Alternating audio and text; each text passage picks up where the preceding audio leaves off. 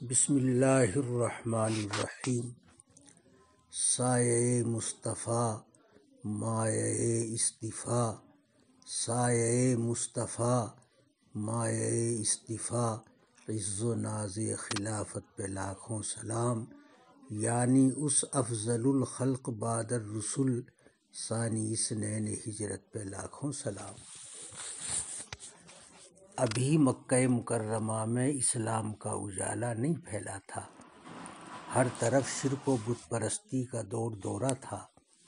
اسی زمانے کی بات ہے کہ ایک باپ اپنے کمسن بچے کو ایک بت خانے میں لے جاتا ہے اور اس کو بتوں کے سامنے کھڑا کر کے کہتا ہے، یہ تمہارے بلند و بالا خدا ہیں، انہیں سجدہ کرو۔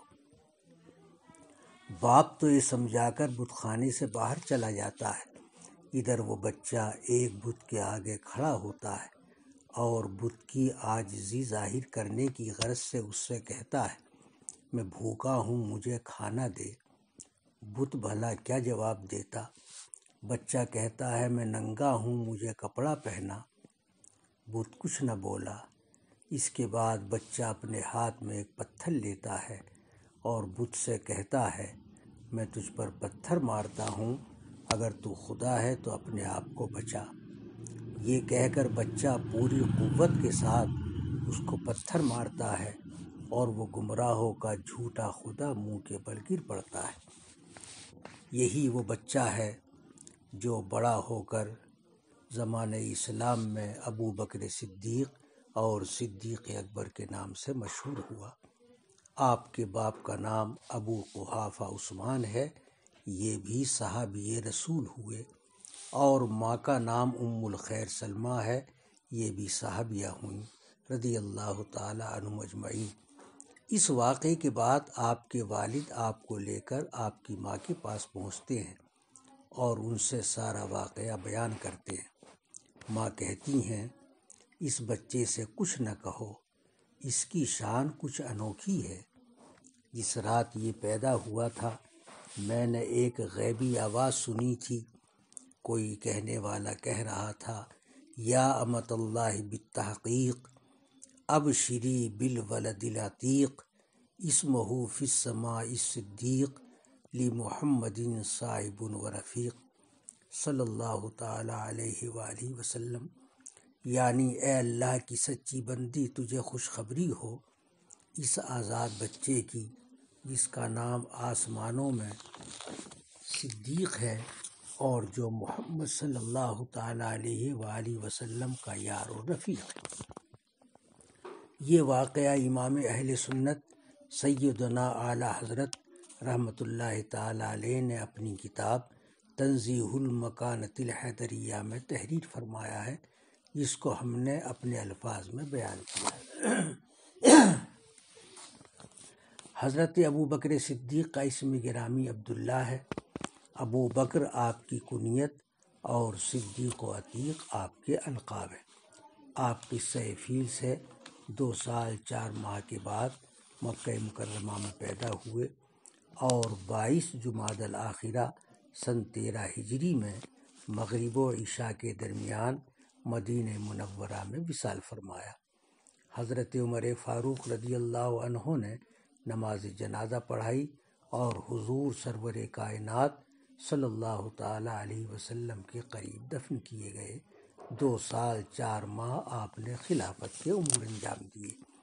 آپ اعلان نبوت سے پہلے حضور اقدس صلی اللہ تعالی علیہ وآلہ وسلم کے دوست اور رفیق تھے، اور جب آپ نے اعلان نبوت فرمایا تو مردوں میں سب سے پہلے ایمان لائے، اور ایمان لانے کے بعد سفر ہو یا حضر، امن ہو یا جنگ، کبھی آپ کی صحبت سے جدا نہ ہوئے، یہاں تک کہ بعد وصال بھی آپ کے پہلو میں آرام فرمائے۔ جب آپ کے وصال کا وقت قریب آیا تو حضرت علی کرم اللہ تعالی وجہہ الکریم کو وصیت فرمائی کہ میرا جنازہ تیار کر کے حجرہ نبوی کے سامنے رکھ دینا اور یوں عرض کرنا، الصلاۃ والسلام علیک یا رسول اللہ، حضور یہ ابو بکر ہیں، ان کی تمنا ہے کہ آپ کے حجرے میں دفن ہوں۔ اگر اجازت مل جائے تو زہ نصیب، ورنہ جنت البقیع میں دفن کر دینا۔ حضرت علی نے ایسا ہی کیا کہ مواجہ اقدس میں جنازہ رکھ کر عرض کیا، یا رسول اللہ، یہ آپ کے یار غار ابو بکر آپ کے آستانے پر حاضر ہیں اور آپ کے قرب میں دفن ہونے کی تمنا رکھتے ہیں۔ حضرت علی کا اتنا عرض کرنا تھا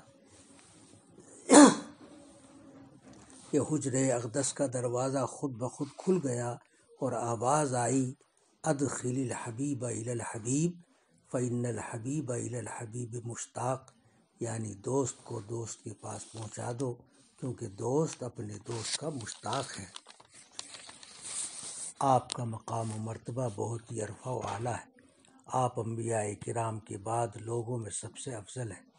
خطبہ جمعہ میں جو پڑھا جاتا ہے، خصوصاً علی افضل البشر بعد الانبیاء بالتحقیق امیر المؤمنین ابی بکر الصدیق، اس کا یہی مطلب ہے۔ آپ کی فضیلت و بزرگی کا ذکر قرآن مجید میں بھی ہے، احادیث کریمہ میں بھی ہے، ارشادات صحابہ میں بھی ہے اور اقوال ائمہ دین میں بھی ہے۔ 30ویں پارے کی سورہ واللیل میں ہے، وَسَيُجَنَّبُهَا الْأَتْقَى، یعنی اور بہت جلد اس سے یعنی نار جہنم سے دور رکھا جائے گا جو سب سے بڑا پرہیزگار ہے۔ الَّذِي يُؤْتِي مَالَهُ يَتَزَكَّى، جو اپنا مال دیتا ہے کہ ستھرا ہو، یعنی اس کا خرچ کرنا ریا و نمائش سے پاک ہے۔ وَمَا لِأَحَدٍ عِندَهُ مِن نِعْمَةٍ تُجْزَى، اور کسی کا اس پر کچھ احسان نہیں جس کا بدلہ دیا جائے، إِلَّا ابْتِغَاءَ وَجْهِ رَبِّهِ الْأَعْلَى، صرف اپنے رب کی رضا چاہتا ہے جو سب سے بلند ہے۔ وَلَسَوْفَ يَرْضَى، اور بے شک قریب ہے کہ وہ راضی ہوگا، یعنی اس نعمت و کرم سے جو اللہ اس کو جنت میں عطا فرمائے گا۔ یہ آیات حضرت ابو بکر صدیق کی شان میں نازل ہوئی۔ جب آپ نے حضرت بلال کو مہنگی قیمت پر خرید کر آزاد کیا تھا تو کفار کو بڑی حیرت ہوئی تھی اور انہوں نے کہا تھا کہ ابو بکر نے ایک معمولی غلام کو اتنی مہنگی قیمت پر خریدا اور آزاد کیا، انہوں نے ایسا کیوں کیا؟ شاید بلال کا ان پر کوئی احسان ہوگا جس کا بدلہ چکانے کے لیے انہوں نے ایسا کیا ہے۔ اس موقع پر یہ آیات نازل ہوئیں اور ظاہر فرما دیا گیا کہ حضرت صدیق کا یہ فعل محض رضا الہی کے لیے ہے، کسی کے احسان کا بدلہ نہیں، اور نہ ان پر حضرت بلال کا کوئی احسان ہے۔ آپ نے حضرت بلال کے علاوہ بھی بہت سے غلاموں کو خرید کر آزاد کیا جو مسلمان ہو گئے تھے۔ سورہ توبہ کی آیت نمبر 40 میں اور سورہ زمر کی آیت نمبر 23 میں بھی آپ کا ذکر ہے۔ حضور سرور کائنات علیہ الصلوات والتسلیمات کا ارشاد اقدس ہے، ما نفعنی مال احد قط ما نفعنی مال ابی بکر، یعنی کسی شخص کے مال نے مجھے اتنا فائدہ نہیں پہنچایا جتنا فائدہ ابو بکر کے مال نے پہنچایا ہے۔ اس ارشاد اقدس میں ان عظیم الشان مالی خدمات کا ذکر ہے جو حضرت ابو بکر صدیق نے انجام دیں، اور اس ارشاد میں ہمارے لیے احسان شناسی کی تعلیم بھی ہے۔ آپ نے حضور اکرم صلی اللہ تعالیٰ علیہ وآلہ وسلم کے مرض وصال میں آپ کے حکم پر لوگوں کی امامت فرمائی اور آپ کی حیات ظاہری میں 17 نمازیں پڑھائیں۔ ام المومنین حضرت عائشہ صدیقہ رضی اللہ تعالیٰ عنہا سے مروی ہے کہ اللہ کے رسول صلی اللہ تعالیٰ علیہ وسلم نے فرمایا، جس قوم میں ابو بکر ہوں ان کو یہ لائق نہیں کہ ان کی امامت ابو بکر کا غیر کرے۔ اس حدیث میں اس بات پر دلیل ہے کہ حضرت ابو بکر تمام صحابہ پر فضیلت رکھتے ہیں، تو خلافت کی تقدیم میں بھی وہی افضل و اعلیٰ ہے۔ حضرت شیخ عبدالحق محدث دہلوی مدارج النبوت میں تحریر فرماتے ہیں کہ سیدنا علی مرتضیٰ کرم اللہ تعالی وجہ الکریم نے حضرت ابو بکر کو مخاطب کر کے فرمایا تھا کہ اللہ کے رسول صلی اللہ تعالیٰ علیہ وسلم نے ہمارے دین کے معاملے میں آپ کو مقدم رکھا تو کون ہے جو ہماری دنیا کے معاملے میں آپ کو مؤخر رکھے؟ حضرت عمر فاروق رضی اللہ تعالیٰ عنہ نے فرمایا، ابو بکر ہمارے سردار اور ہم میں بہتر ہیں، اور رسول اللہ صلی اللہ تعالیٰ علیہ وآلہ وسلم کے نزدیک ہم میں زیادہ محبوب ہیں۔ سفر ہجرت میں حضور اقدس اور ابو بکر جب غار ثور کے قریب پہنچے تو عرض کیا، یا رسول اللہ، غار کے اندر پہلے میں داخل ہوتا ہوں کہ اگر اس میں کوئی تکلیف دہ چیز ہو تو وہ مجھے پہنچے، آپ محفوظ رہیں۔ آپ اندر گئے، اس کو صاف کیا۔ غار کے ایک جانب کچھ سوراخ تھے، ان کو کپڑے پھاڑ پھاڑ کر بند کیا، لیکن ایک سوراخ باقی رہا تو اس میں پاؤں کا انگوٹھا رکھ دیا۔ اس کے بعد عرض کی، اب آپ اندر تشریف لے آئیں۔ آپ اندر تشریف فرما ہوئے اور حضرت ابو بکر کے زانوں پر سر اقدس رکھ کر آرام فرمایا۔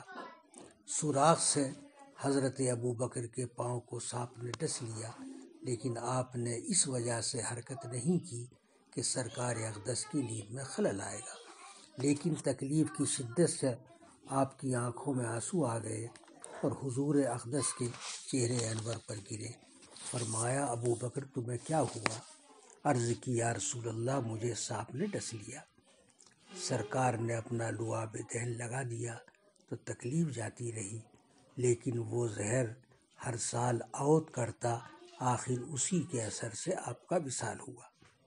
یعنی حضرت ابو بکر نے اپنی جان قربان کر دی، لیکن یہ گوارا نہ کیا کہ سرکار کی نیند میں خلل آئے۔ اور مقام صحابہ میں حضرت علی نے آپ کی نیند پر نماز عصر قربان کر دی تھی۔ اعلیٰ حضرت عظیم البرکت امام احمد رضا رضی اللہ تعالیٰ عنہ ان دونوں واقعات کا ذکر فرماتے ہیں اور پھر ان سے جو نتیجہ نکلتا ہے اس کا بیان فرماتے ہیں۔ وہ اشعار سنیں کہ ایمان تازہ ہوگا اور معلوم ہوگا کہ حضور کی اطاعت و فرما برداری کی کیا شان ہے۔ امام اہل سنت فرماتے ہیں، مولا علی نے واری تیری نیند پر نماز، اور وہ بھی عصر سب سے جو اعلیٰ خطر کی ہے۔ صدیق بلکہ غار میں جاں اس پہ دے چکے یعنی حضور اکرم صلی اللہ علیہ وسلم کی نیند پر۔ صدیق بلکہ غار میں جاں اس پہ دے چکے، اور حفظ جاں تو جان فروز غرر کی ہے۔ ہاں تو نے ان کو یعنی حضرت صدیق کو، ہاں تو نے ان کو جان انہیں یعنی حضرت علی کو، ہاں تو نے ان کو جان انہیں پھیر دی نماز، پر وہ تو کر چکے تھے جو کرنی بشر کی ہے۔ ثابت ہوا کہ جملہ فرائض فروع ہیں، اصل الاصول بندگی استاجور کی ہے۔ صلی اللہ تعالیٰ علیہ وآلہ وسلم۔ معلوم رہے کہ یہاں بندگی عبادت و پرستش کے معنی میں نہیں ہے، بلکہ غلامی اور اطاعت کے معنی میں۔ یہ چند کلمات بارگاہ صدیقیت میں عرض کیے گئے، مولا تعالیٰ قبول فرمائے۔ ان کلمات کو لوگوں تک پہنچانے کا ایک مقصد یہ بھی ہے کہ وہ ماہ جمادی الاخرہ کی 22 تاریخ کو یاد رکھیں اور آپ کا ذکر کر کے، آپ کی بارگاہ میں ہدیہ ثواب پیش کر کے مستحق اجر و ثواب۔ اللہ تبارک و تعالی ہمیں حضرت صدیق اکبر اور جملہ صحابہ کرام رضوان اللہ تعالی علیہم اجمعین سے محبت کرنے والا اور ان کے نقش قدم پر چلنے والا بنائے، آمین۔ وصلی اللہ تعالی علی خیر خلقہ سیدنا و مولانا محمد وآلہ وصحبہ وازواجہ اجمعین، والحمد للہ رب العالمین۔